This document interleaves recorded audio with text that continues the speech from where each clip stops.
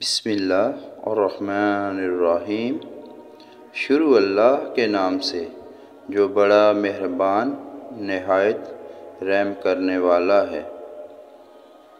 رسول اللہ صلی اللہ علیہ وآلہ وسلم نے فرمایا، جس شخص سے کوئی گناہ سرزد ہو جائے پھر وہ اچھی طرح وضو کرے اور اٹھ کر 2 رکعت نماز پڑھے اور پھر اللہ سے معافی مانگے تو اللہ تعالیٰ اسے ضرور معاف فرما دیتا ہے۔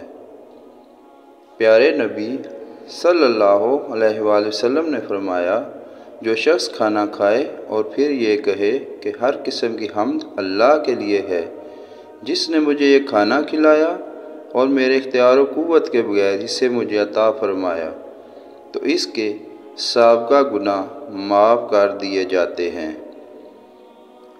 رسول اللہ صلی اللہ علیہ وآلہ وسلم نے ارشاد فرمایا کہ مومن نہ طعنہ زنی کرنے والا ہوتا ہے، نہ لعنت بھیجنے والا، نہ بیہودہ بکنے والا، نہ بے حیائی کی گفتگو کرنے والا۔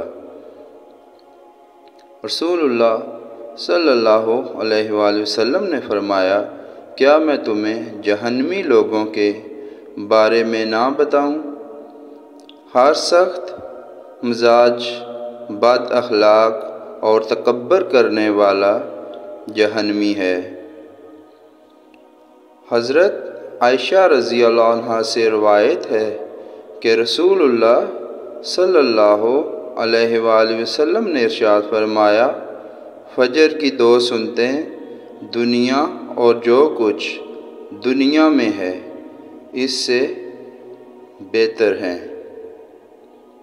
نبی کریم صلی اللہ علیہ وآلہ وسلم نے فرمایا، کیا میں تمہیں وہ بات نہ بتاؤں جو درجے میں روزے، نماز اور صدقے سے بھی افضل ہے؟ صحابہ اکرام نے عرض کی، کیوں نہیں، ضرور بتائیے۔ آپ صلی اللہ علیہ وآلہ وسلم نے فرمایا، لڑنے والوں کے درمیان صلح کروا دینا۔